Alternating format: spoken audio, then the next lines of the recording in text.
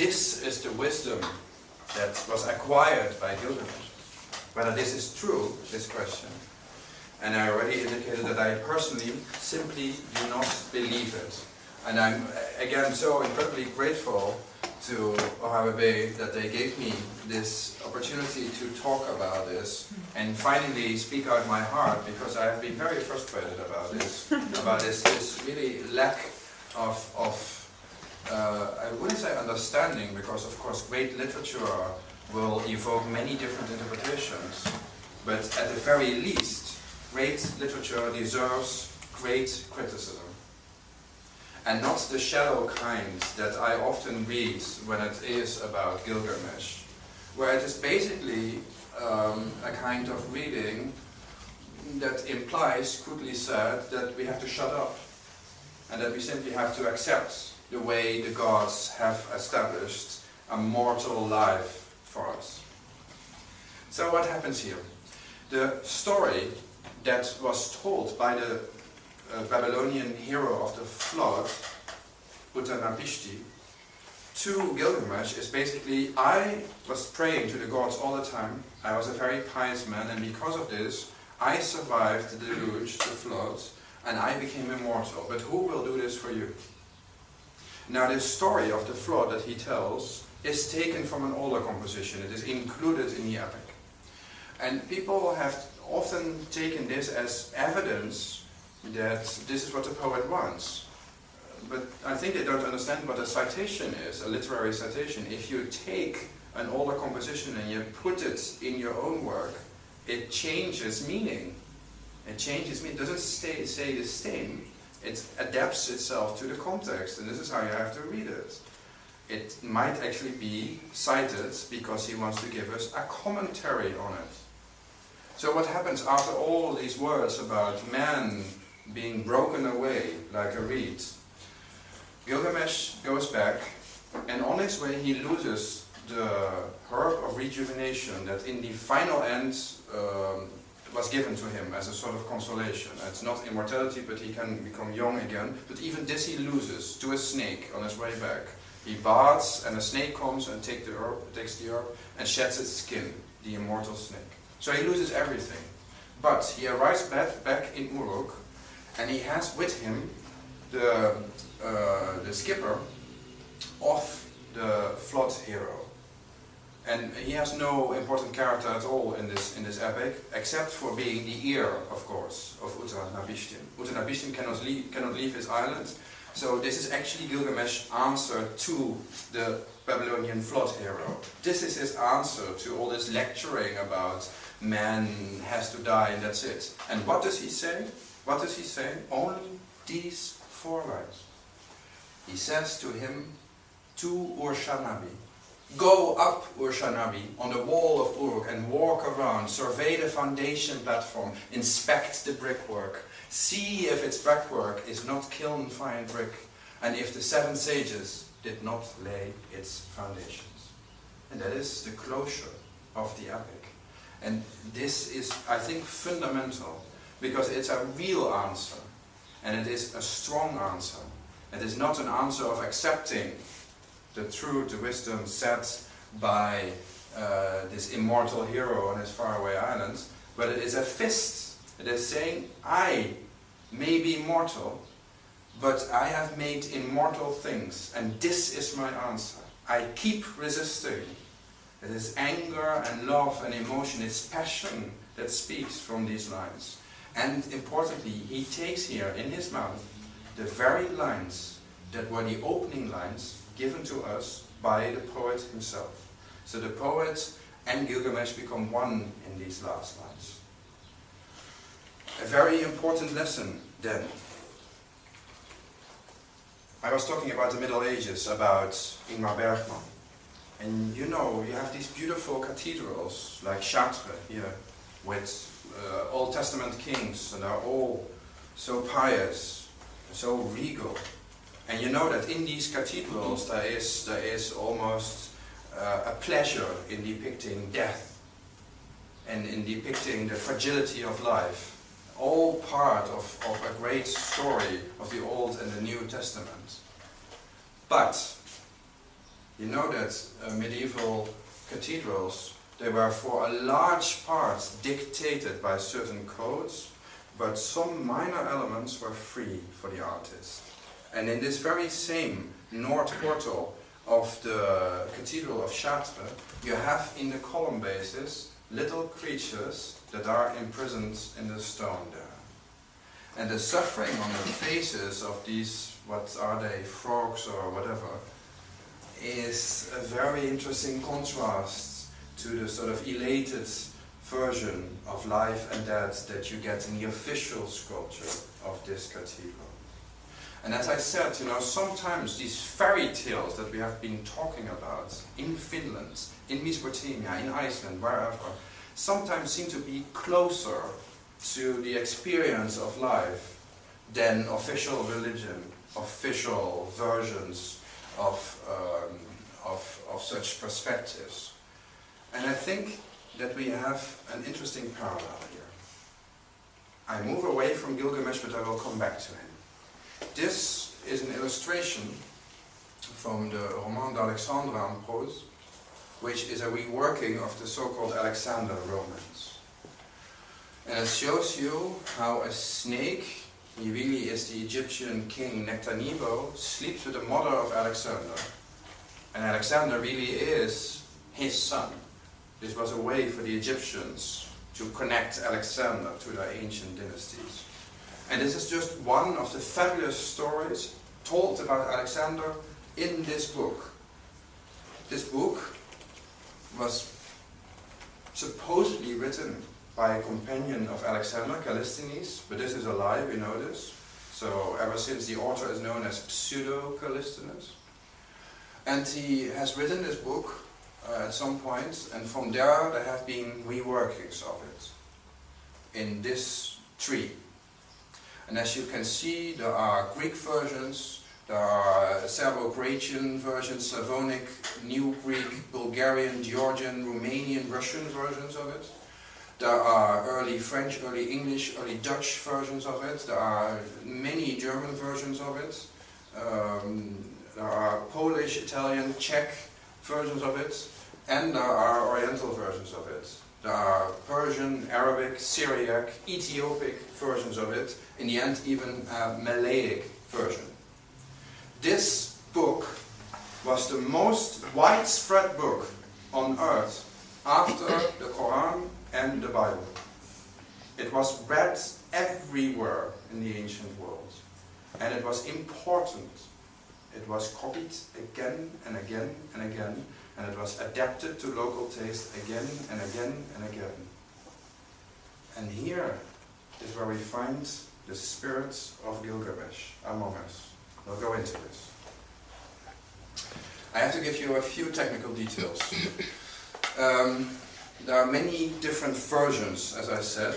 The oldest one is known from only a few manuscripts, and the date is uncertain. Maybe about 200 before the Common Era, but it could also be 200 after the Common Era.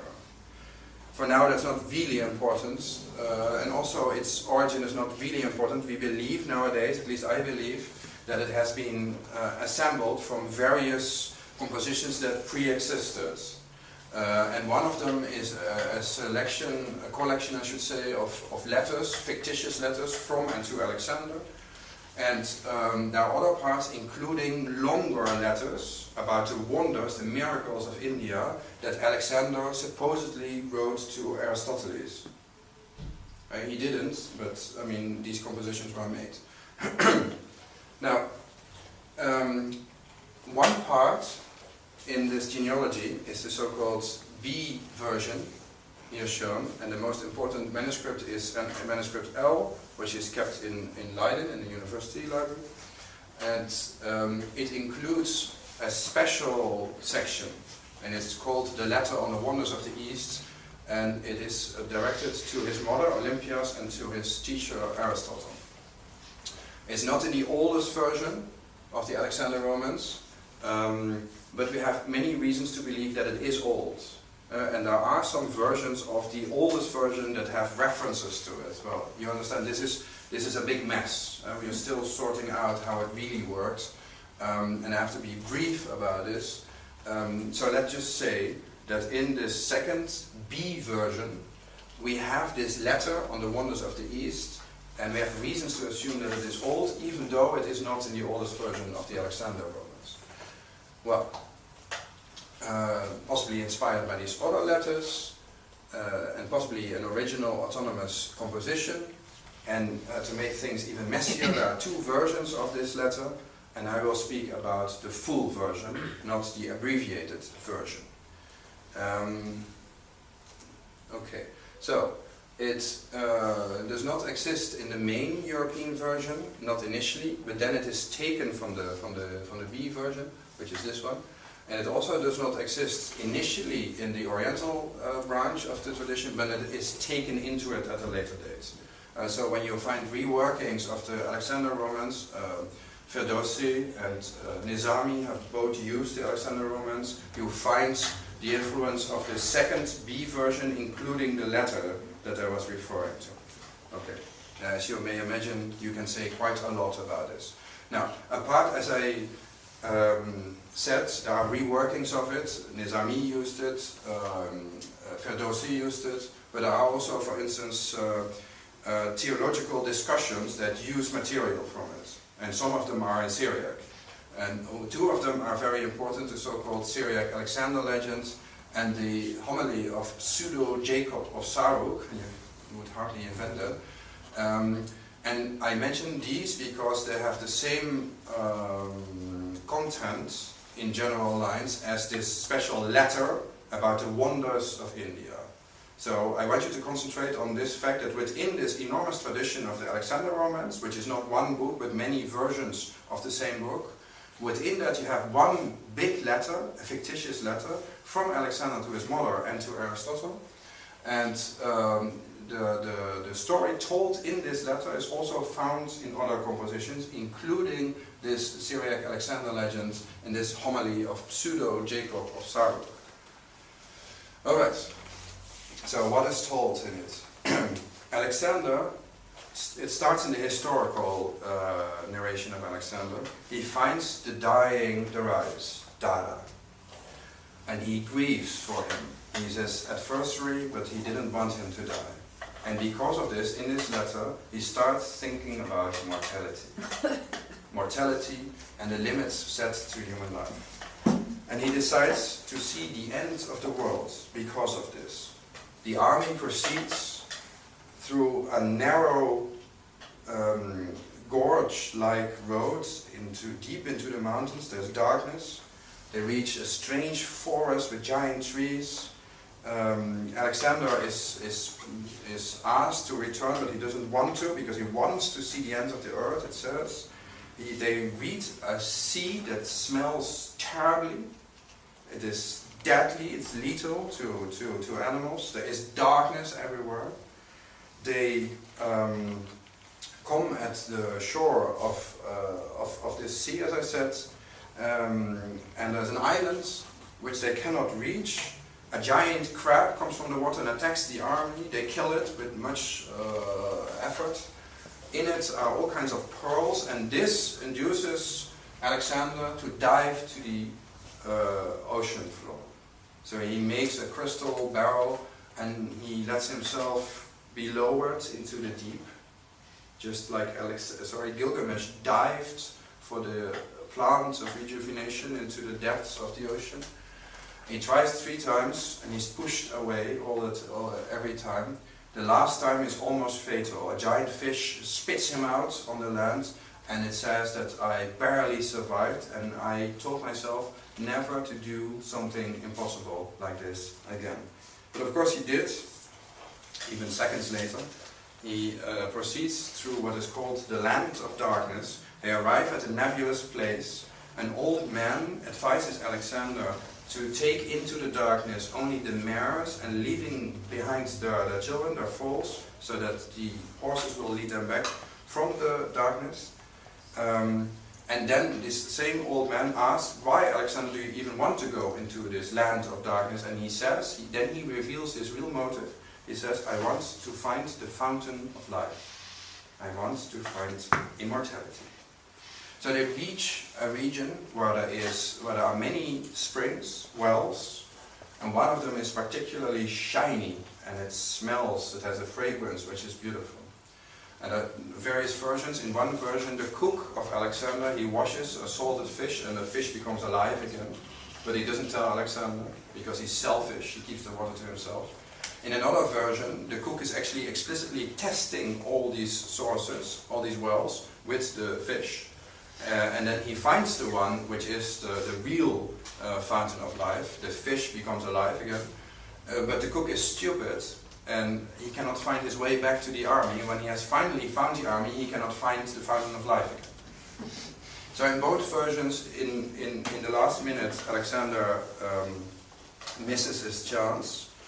He still wants to go further, and then he's halted by angel-like creatures, and they say, "Why do you want to enter the land of the living? Because it is not destined for you to enter the land of immortality. This is not given for you." And so they reach their end in a way, and they leave the land of darkness. Now Alexander says, because of what happened, I knew that I was at the end of the earth. So he knows that he is at this mythical area, where the outer ocean is, and where the end of the earth is, and where the land of the living, of the immortals is. But he still has questions and doubts, and he says to himself, is this really the end? So then comes the story with the birds, with the eagles. That is also told about Kaikavus and also about Nimrod and a whole bunch of other heroes. Here is where Alexander becomes the lonely king. And again, it is a failure. And he lands miles and miles away, 7 days away from his army, and he has to walk back alone. And as I said, this really isolates him from, not only physically from his army and from his normal life, but also from normal human existence. This projects really, the suffering mortal. Good. Now, if we compare this with Gilgamesh, I will actually give you the whole thing. You see that there is a whole bunch of comparisons to be made, and I don't have the time to go in detail into all of them. But as a series of parallels, I think they're quite convincing. And yet, you always have to be very careful with such comparisons, because some of these elements also occur in other mythologies, and they don't necessarily have to derive from the Gilgamesh epic. They can be found in other places as well. For instance, the fountain of life at the end of the world is an element, a motif that you find in many, many fairy tales. So I would say, although they are surprising, one by one they don't mean all that much. As a series, yes. As a series they already mean more, but not necessarily everything. Because, and this we have said before, there is this incredible web of stories. People have been dreaming about immortality. They have been telling themselves, their children, but not just children, everybody, these beautiful visions of the possibility of escaping death. They have been telling about a giant in the forest who is evil yet the master of life, a green force. They have been telling about the eagle who dives into the fountain of life because he knows the way back to paradise. They have been telling about heroes who tried to find this and who failed, because men cannot reach this. All of this is in our blue forest, this enormous web of stories, of motifs, of fantasies that can be formed and reformed and deformed and formed again at our will.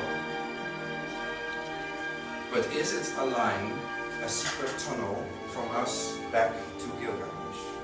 In itself, it isn't. In itself, it isn't. But we can perhaps go a little bit further. As I said, what is really interesting in the way Alexander is portrayed here is that he is suddenly not the conqueror, the hero, the victorious hero. He's shown isolated. He is even in a cage here. It's not a happy adventure. It is an adventure that shows him as a suffering human who wants something which we all know he cannot achieve, and yet we have sympathy for him. I think this image of Alexander, especially because it is Alexander, is more powerful than just a selection of motifs from the sea of stories. It is something more coherent.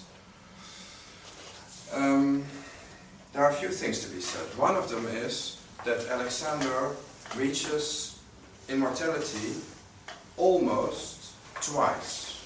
First is when he is near the fountain of life. He is actually near it. He could have been drinking from it. But because of the stupidity of his cook, he didn't. And the cook, of course, is a typical figure. As typical as the snake in Gilgamesh. They occur in stories in typical roles. But apart from that, there is a formal rejection.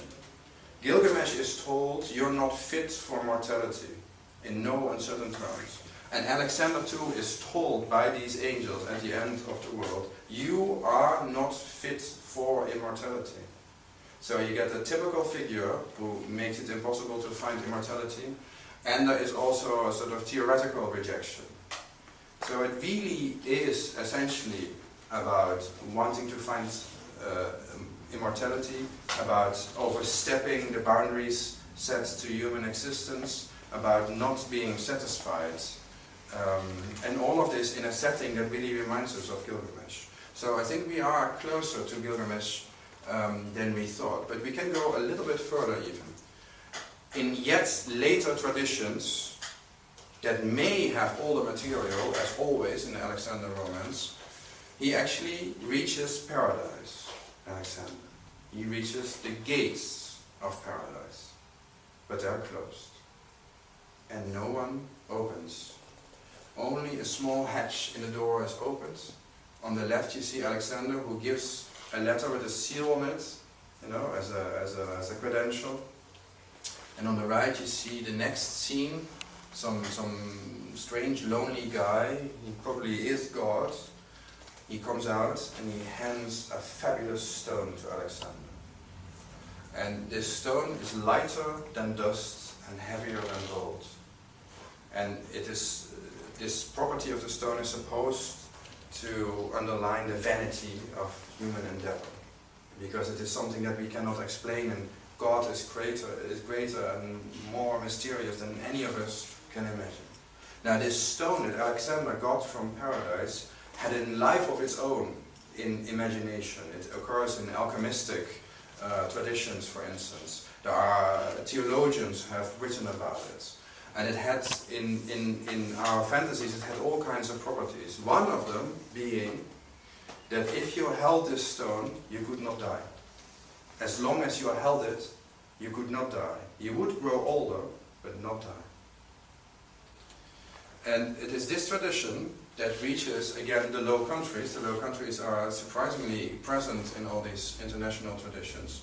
This is the original Latin version, written by a monk in the city of Liège, Thomas of Canterbury, and it has been reworked by Jacob van Maarland into Middle Dutch.